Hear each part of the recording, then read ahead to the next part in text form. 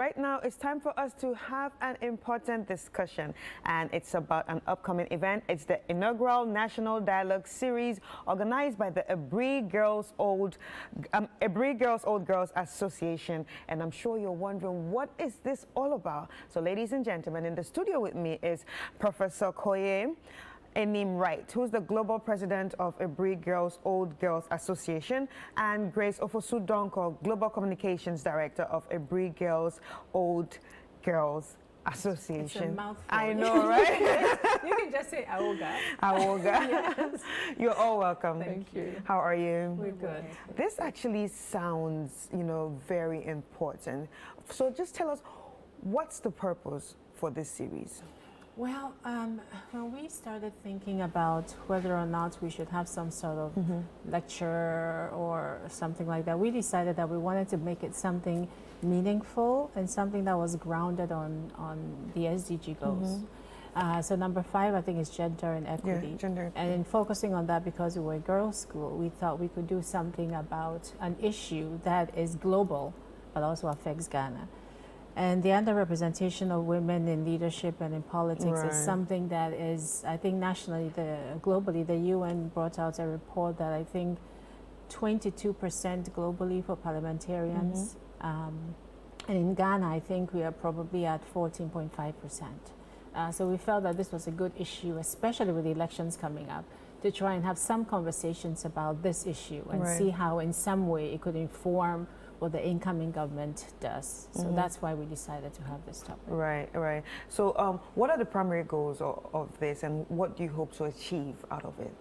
So we want to have all female secondary schools come together. So we have an aim of inclusivity.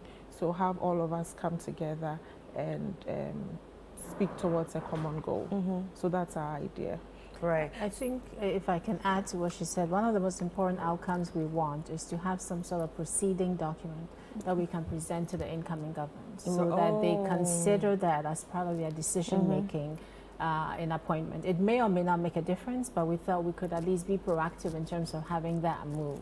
Right. And how does this actually align with the core values and mission of the Aburi Old Girls Association? Well, I think it aligns with the core value of being feminine and being gender conscious, because, the biggest issue I think about the lack of representation or the low representation is that not enough attention is paid to issues that have to do with the female.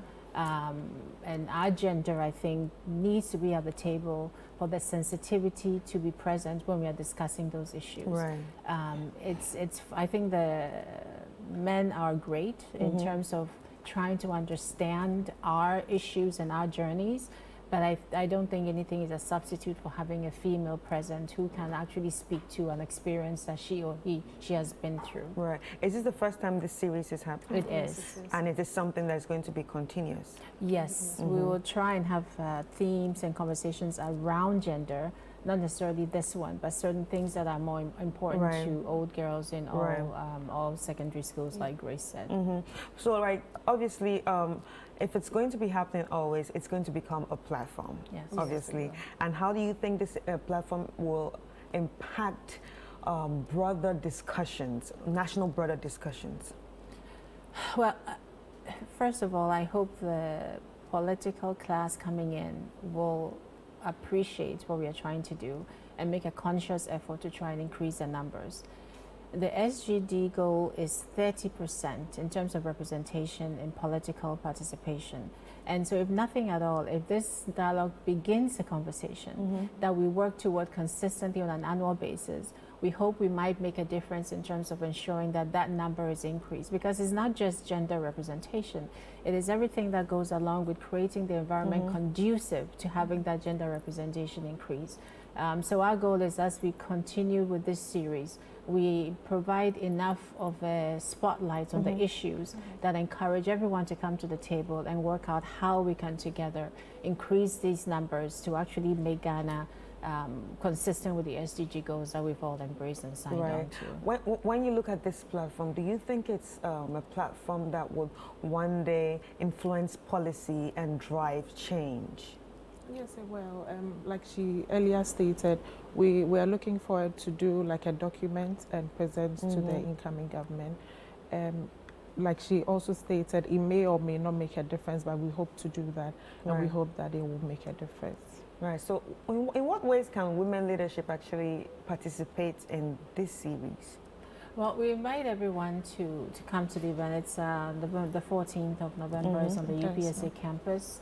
And we're hoping that through that discussion, there might be other threads that would inform what the next topic would be. And it's important also to indicate that we're not necessarily looking for women who are in corporate positions like parliament and governance and leadership. But there are so many other women doing so many wonderful and important things every day that need to also be highlighted. And we think that forums such as these will allow them to feel more empowered and be able to contribute more in whatever space they find themselves. Right. So they're talking about, you know, women. Who are the women that we're going to be listening to on that day, like the women on the panel? We have about 6 speakers. So we have the Vice Chancellor of University of Ghana, Professor Nanaba, she's coming. And then we have Ambassador Swanika, we have Ambassador Ekuasena Danswa, and then we have Honorable Obushisai Kofi, we have Honorable Catherine Afeku, and then we have Madame Bridget Jogbenuku. So they are all speaking, and then we have the Chief of Staff being the chairperson and for moderate the program. And who can attend? It's open to everyone. Open to everyone. It's open to everyone. And we were the whole idea of this platform also is to have all the girls secondary schools come together. Be part of it. Exactly. So we made sure that we had representation from some of the other schools, not necessarily making it an all-inclusive Aburi girls event. So, but how do you plan to sustain the momentum of this series beyond just the inaugural one? Well, you know, I think if you are from an old, if you're an old girl from one of the secondary schools, the girls' secondary schools, this conversation is something we have all the time, but on the DL, like you say, it's not something that we put it on the national platform. So I think this will actually spark something in terms of sustaining the conversations throughout the year, and then us having another series that will sustain us further. But I think it's an important discussion that we've all been talking about, not necessarily bringing it out to the forefront. So hopefully this will serve as a manifestation of that. Right. So finally, Grace, what message do you have to viewers or people that would want to participate? We have a special link for people who would want to come. So we will share that to persons, and it's like Prof said, it's open to everyone. We hope that as many people as can should be there on Thursday at 4 p.m. It's at UPSA. Thursday, 4 p.m. Yes, at UPSA at the East Wing, and so that we can together make history. Okay. Any final words, Prof? I think we have said anything, but I do want to thank City for giving us this platform, because I think it's an important one, and hopefully everyone listening will agree and make sure they show up and join in the dialogue. Okay, all right. Thank you so much. Thank you. All right, so ladies and gentlemen, you've been listening to Professor Koyo Enim Wright, who's the global president of Aburi Girls Old Girls Association, AWOGA. Yes. And Grace Ofosudonko, global communications director of AWOGA. And it's all about the inaugural National Dialogue Series. And as you all know, it's something that will actually help shape the way women think, and even young girls. So if you feel the need to be there, I think you really need to be there. And if you know someone that also needs to be there, someone that this will interest, this is a very important dialogue that you all need to partake in, all right? So it's at UPSA Auditorium, 4 p.m. Thursday, 14th November 2024. You need to be there. Thank you very much. Thank you very much. All right.